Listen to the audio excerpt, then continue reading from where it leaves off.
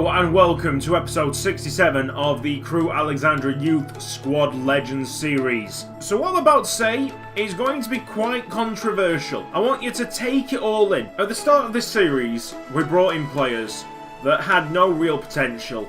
Some of them have become legends at this club, but they still have no potential. We're trying to boost them up. I think Theo Stuckey is now at 74 overall, Owen Thomas 69. They were never meant to reach this kind of overall to begin with, and we are trying to push them as far as they can physically go. But it's getting too much of a task now. And I don't want these wonderful players that we've had, these tremendous stories, to carry around a stigma, a burden that they weren't good enough to do it in the Premier League. I'll give you a perfect example.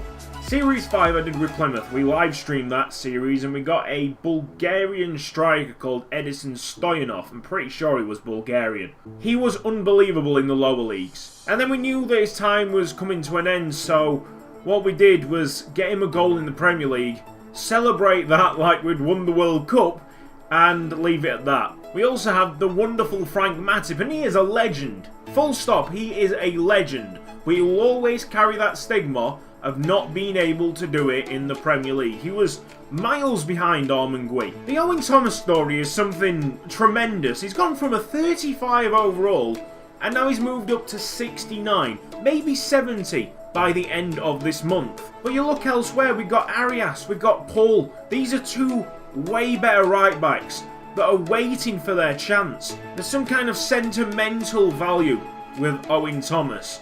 But then there's also that youth academy quality that he brings to the first team side. And yes, I do need to look back at the extreme rules and change it a little bit to make sure we're getting more youth academy players in and less free agents. But right now in this series, I've got loads of free agents. Instead of moving them on and really disrupting the side, we've got to use them. And we've just got to learn from our experience in this series to make youth squad legends better. Stuckey's a different story. You see, I'm willing to give this guy time to at least score in the Premier League like Edison Stoyanov did. And we can celebrate that. We can celebrate the fact that we literally made this guy into a Premier League goal scorer. He was not even meant to be a forward, and we turned him into something very special. But we can't put him on the left wing because he hasn't got any physical stats. We can't put him up front because he'll just get bullied by the centre-backs. We can't put him in central attacking midfield because we've just got so many better central attacking midfielders. You don't want them players to stagnate. That is the worst thing you can do. Let them go. Let them have a career elsewhere. It's going to hurt a lot of people. It's hurting me whilst I'm saying it. But we've got to be honest about it. And we've got to make sacrifices. This series is all about making sacrifices. And Stuckey, if he was in Yeovil, he might have got a better potential because we were scouting just high potential players from the start. Mind you, if Stuckey came up in the Yeovil Town series, we'd have rejected him straight off. That was the quality of player we were getting straight away in the Yeovil Town series. Now, to think that I could do that with Stuckey and Owen Thomas to get them up to 80 overall, it's a bit foolish. Looking down the transfer list of players, there's one player in particular that's sticking out like a sore thumb, and that is Furland Laprovot. Now, he is not signing a new contract with Crewe Alexandra. He's not willing to negotiate terms, and that is the reason why he's on this transfer list. He's got 6 months left on his contract. We're going to try and get him out, so we have the opportunity sometime in the future to bring him back in. There's a lot of names on this list, and it's going to be very difficult to say goodbye to a number of them. Owen Thomas, I'm sure, is a fan favourite. Nils Bulot, much loved by many subscribers. Wayne Hunt, I know Tash Demir has his own following, so does El Shanawi. Whilst we're here, I would like to talk about potential boosting, because a lot of people wanted players like Theo Stuckey and Owen Thomas potential boosted at the end of last season when we were doing the squad report. Now, because of our extreme rules, we had to put players like Owen Thomas and Theo Stuckey on quite significant wages for League 1, League 2 sides. And that is the main reason why we can't actually send them out on loan anymore, because their wage demands are far too much for League 1 and League 2 clubs.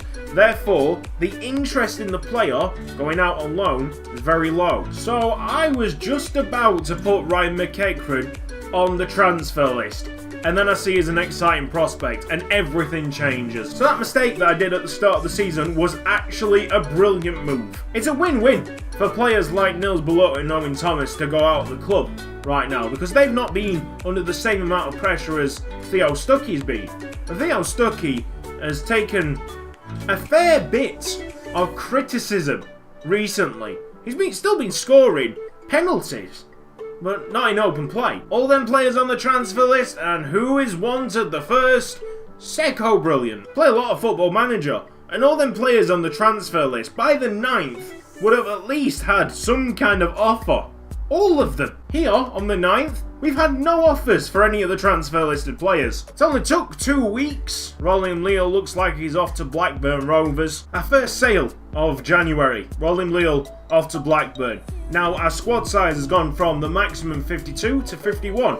We can go and chase that Ronaldo regen and offer Laprovot in a swap deal. First off, for £25 million, Sequeira, we're coming after you. Yep, that works out. Transfer offer accepted, £25 million, and Furlan Laprovot. Let's just make sure we can close up this deal by offering an acceptable wage. I honestly get the feeling that because we're not international managers at the moment, and that international teams are coming after Alexander Rosenberg, that is overriding the transfer system somehow. The game just can't handle both at the same time. Yeah, I'll be the manager of the Aussies for a bit. Now, can we please get on with the transfers? So the Ronaldo regen is coming in. The main thing here, though, is that Laprovot is going out, and that means that we can bring him back at any time. 30 days. 2 players have gone out, 1 player's come in. It's just not good enough. I've had more messages asking me to do a press conference. Kozic is going to Valencia. You see, he was going to be a good player, and then we brought in so many wingers. We've actually brought in another winger in this transfer window. So we've gone from having absolutely no wingers whatsoever, or natural wingers, should I say, because we were putting centre mids there instead, to having loads of wingers. Transfer offer.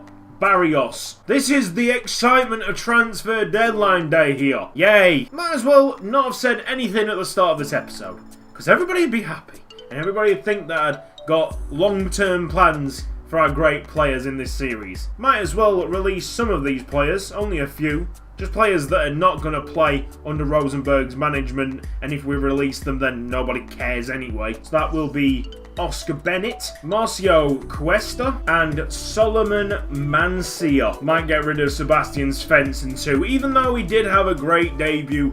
I mean, that weak foot is really hurting the player. 2-star weak foot. Yeah, sorry about that terrible transfer window. We're going to give you a gift, and it's going to be Reynaldo Cano out for 2 months. Cheers, I really do appreciate that. Wankers. In the background, we've been very busy bringing players into our youth squad, and one of these guys will have an opportunity to join the Crewe Alexandra first team. If it's Christoph Schaefer, we're in luck.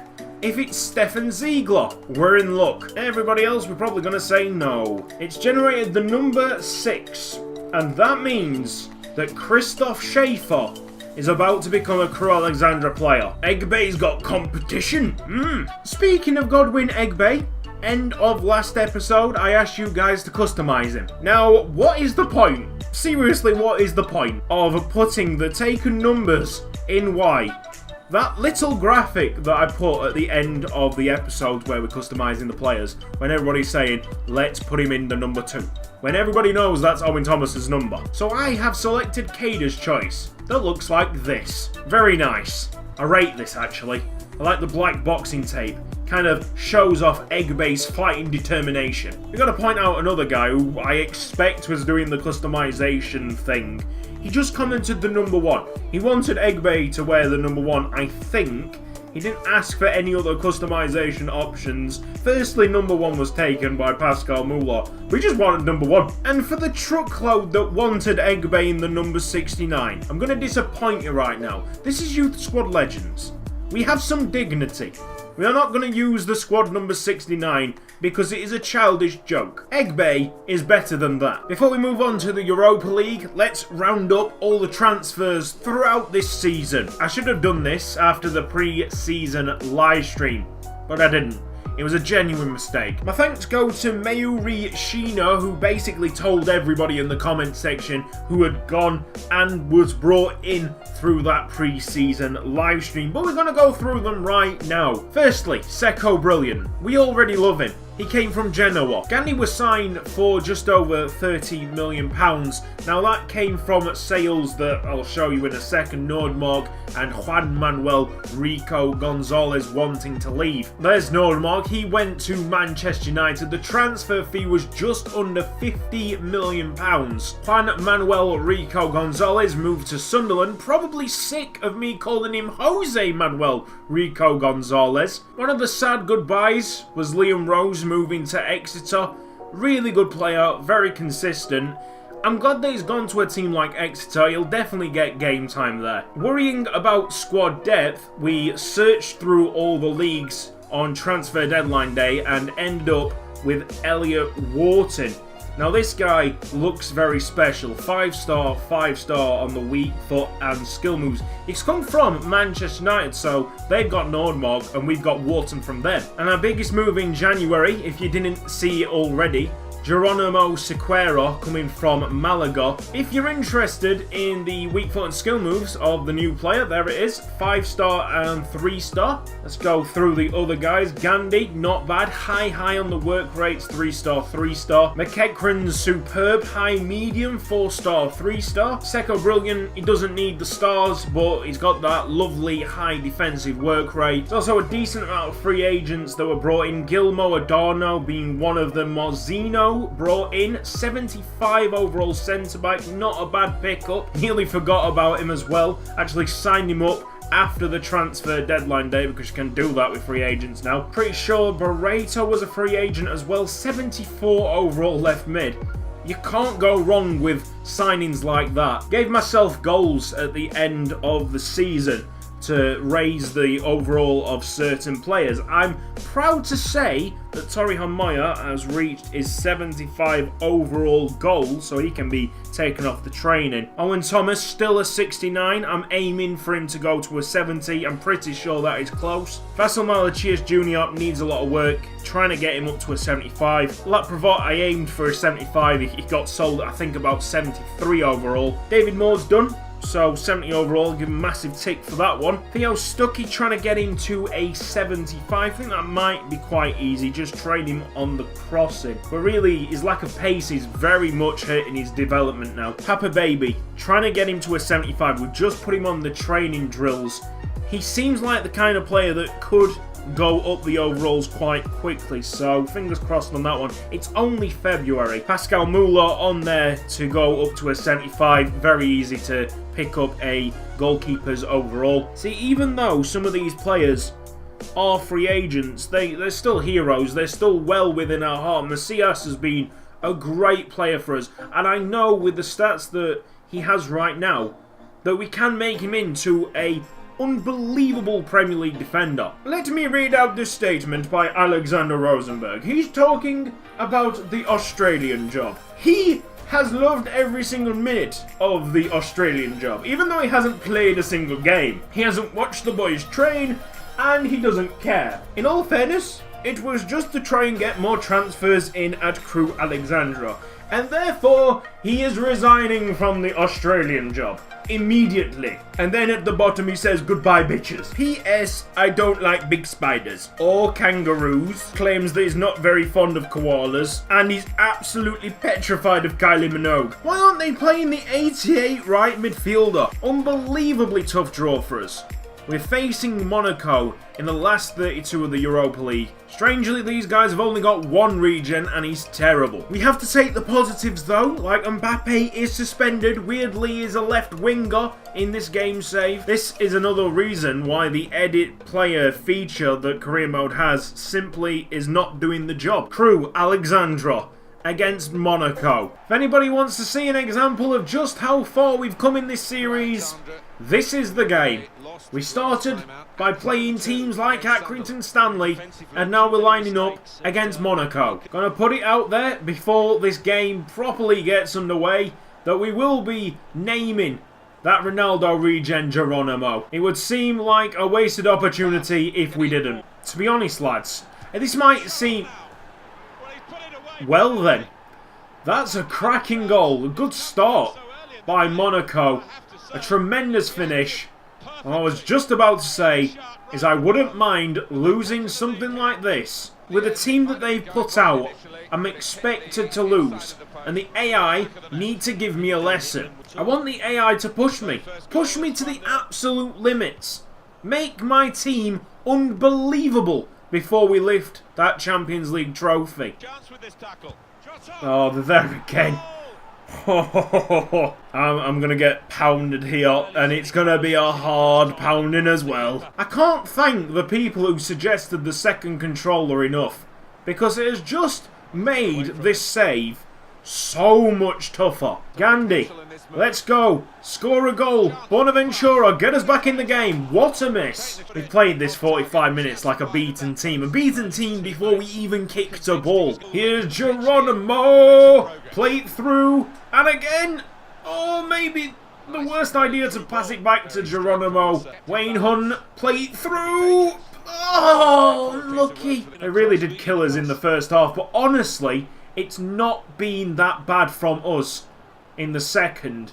And I've got an excuse as well. I did have a long shift at work, so I'm not in the best of conditions going into this episode. It's no real excuse, but I guess if I didn't have that long shift, I probably would have put in a better performance. That could have been 3. So difficult changing up your playing style, because we've always had a tall player up front, and right now we don't. Bonaventura! Saved! What is going on with Bonaventura in this game? Full time here. Monaco have taken a 2-goal advantage into the second leg. Can't really complain though, can we? Look at the overall of Monaco's team and look at the overall of our team. That is what I want from a FIFA game. That level of intensity. From what I've seen there, we're going to have to make a lot more sacrifices to become European champions. But that's what it should be. It's a marathon, not a sprint. Another month goes by. This is the Youth Academy. Some nice potential players in here, 2 of which are goalkeepers. Let's randomise a number. Generate number 8. So it is this player.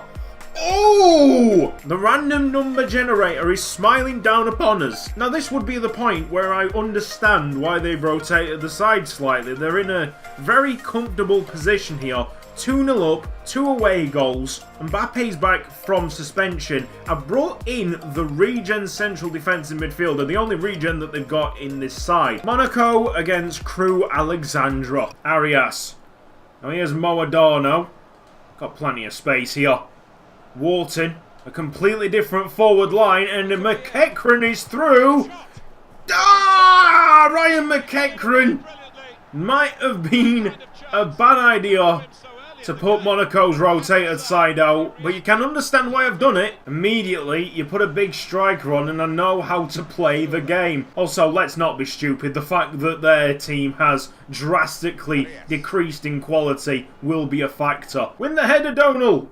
Bonu Fanning flops like a big fish. I mean, I've not ruined the Monaco side because this was the Monaco side that they're going to put out against me in the first leg.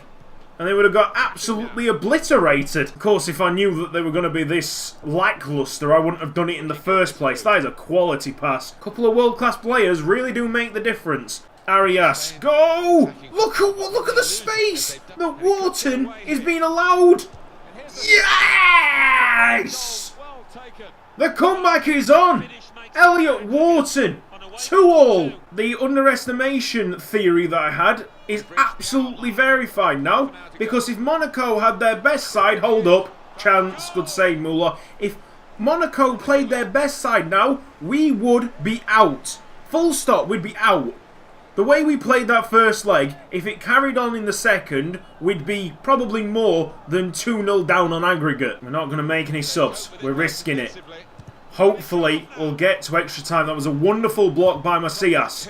And a tremendous block there by Malachias Jr. We're throwing bodies at the ball. I don't really want to go through like this. Probably... Oh! Well, let's clear that thing up. We've now got proof just how drastic of a change this AI is when 1 or 2 players are not playing. It's staggering. Penalties to come in this peculiar game of football. Can't remember the last time that I faced a penalty shootout in this game. That's a goal. Good little chip by Lamar, and now Moadano steps up for Crewe's first penalty. We'll be sending it to the left. No problem with that one. Okay, pressure on Monaco and Mbappe. It's going that way. Müller nearly saved it. Probably should have put a hand on that and tipped it wide. Now Gandhi. They're going to the right. Scoring, no problem. Bernardo Silva. Oh, lovely penalty that. Don't think Müller would have saved it even if he dived the right way. Elliot Wharton scored in the game. We'll be going to the left, and that's a nice penalty. Perfect penalty so far, 6 out of 6. And here is Tayam. No problem with that one. Smashed it into the roof of the net. Nicolo Silvestri. The question is, can he put it into the back of the net? I don't think he really fancied it. And that is what happens when you put a central defensive midfielder on your penalties. Oh, here is another central defensive midfielder. It's the regen for Monaco. I don't feel like he's going to put this in. But he has. Of course, it's the regen that sends Monaco through. Fair play to them. And you know what? It makes me feel better that I haven't gone through thanks to that second leg. That second leg was a calamity. Stuckey is yet to score in the Premier League.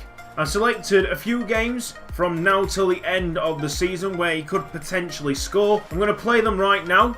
Not in my normal commentary style. I'm going to sit back and relax, and hopefully Stuckey can get a goal. I'm not going to mess about with selecting Crystal Palace's side. That will make my job a little bit easier. Obviously, Stuckey, we know he's not got that class anymore up front. I have stuck him up front just so he's got more of a chance of scoring. First time we see the Premier League graphics. There they are. Crewe Alexandra have got to this point where I don't have to mess about in Photoshop. It's still damp and miserable. Couldn't it be sunny? You know, my greatest memory of some random player scoring a goal in the Premier League. Ronald Chavez scoring a header. I think it was a header against Middlesbrough in the Premier League. And that was something spectacular because he couldn't do it in League 2 or whatever league we were playing in when Ronald Chavez decided to grace us with his presence. Stuckey turns. Here's Wharton.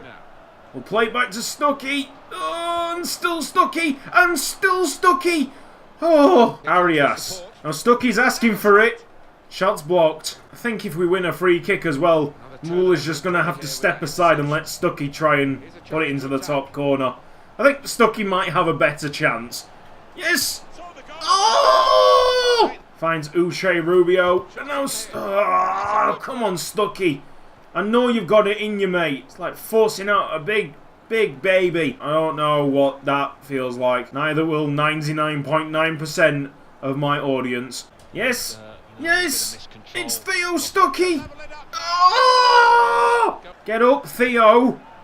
We need you, man. Why is Uche Rubio bombing forward and not our actual striker? That might be because he's a left midfielder. Oh my goodness. Oh! Hang on. Whoa, hang on. He's celebrating, but that looks like an own goal. That really did look like an own goal. It is.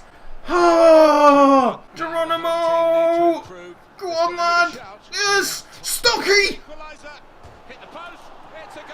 Well, I mean, like, McEachran has just walked that in, hasn't he? Middle of April now, it's Crewe Alexandra against Swansea. The way we're getting this goal for Theo Stuckey, putting it onto a plate for him, it might look ugly, but we need to do it. If we're thinking about selling this kid. The kid that basically brought us to this situation in the first place. We've got to give him the gift of a Premier League goal. That's the least that we could do. Malachius Jr. Bonaventura. Come on now. Theo Stuckey. He plays it forward but doesn't get in himself. Get forward. Gandhi. Yes. Yes. Go on then. Oh. End of April now. Home against Stoke. Sadly, the search for a Stuckey goal has plunged us back into a relegation dogfight. Not the way that I intended. It's a penalty. This is his chance. I mean, I'd like to do it in open play, but I'm going to give him this penalty. He does not miss penalties. Theo Stuckey. Fine, fine. Not wrong with the penalty either. Put it right down in the corner. No, Jack Butland's there. There's only one man on his mind. It's Theo Stuckey and he still can't get past. Shawcross is not agile at all, mate. Shawcross must be a dinosaur by now. He'll have brittle bones and everything. Go on then. Go on then. Yes! That's his goal. That's his goal. Players to the left of him. Players to the right. He's our man. Stuckey in the middle for Crewe. His first goal in the Premier League. We got there. Good old Theo Stuckey. We were in 14th place when we started our search for a Stuckey Premier League goal. And now we're in 17th. One place above the first relegation spot. It's just remarkable how many chances we missed through them 3 games. We might even have to play more in this episode to survive. Crystal Palace had a game in hand, and of course they won that game in hand, which means that we dropped into the relegation spots with only 2 games to go. Something so easy, getting Stuckey a goal, has turned into a nightmare. Now we have to beat Wolves and whoever the hell we've got in the last game. I think it's West Ham. The survival instincts are kicking in. I'm not letting this side down. Look at the guy in net, number 37. It's only Ben Chalobah who we sold to them in the first place. Geronimo! Play it! Back heel! Goal! Gandhi scored a back heel! Yeah! That's one of the goals of the series. Oh, it's the next attack. Come on, lads! Oh! Thank you! Thank you, Chalobah! Thank you! Ugo! Ugo! Ugo! It's been a while since we've been able to chant that. Squeezy has just been gifted a goal. Nearly made a mess of it. Decided to put it through Chalobah's legs. Huge result for Crewe Alexandra. We got one more game to save the season. The situation is better. We're back in 17th. We play West Ham in the last game of the season. Of course, they're a position above us. Doesn't matter what we do here, so long as Crystal Palace lose. But let's not put it in the hands of Crystal Palace. Let's make sure we win West Ham and get out of danger. To stay in the Premier League, the Olympic Stadium, West Ham against Crewe. Hiya. Let's get back. Tori Homoya. Yes. There we go. Look at him. Basil Malachius Jr. What a man. Captain extraordinaire. He's in the right position, he's going on a mission, he beats the competition. Malachius Jr. That is what you want from a captain. And anybody who suggests that the captaincy should have stayed with Owen Thomas, think again. They've injured Malachius Jr. I don't believe it. Oh wait, no, he's getting back up. Is he willing to play on? Yes he is, because he is a legend like that. Poor pass to him, but he battles. He's trying to get it. What a guy Malachius Jr. is. Arsenal are 2-0 up against Crystal Palace. Get the ball. Well done, Seko, brilliant. And again, that's not a penalty. That's not... Oh, he's gone down way too easy there. Isaac Success. Great name. Well, I went the right way. That's it, full time. 1-1, I think we've done enough. Let's have a look at the cutscenes. Yeah, it's just a normal cutscene. I don't think we got relegated. Can you imagine if Crystal Palace came from 2 behind at the Emirates. We're safe. Unfortunately, Crystal Palace have had to go down. But this has been Cutsy. Thank you for watching this episode of Youth Squad Legends. If you've enjoyed it, then please give the video a like, and I will see you next time.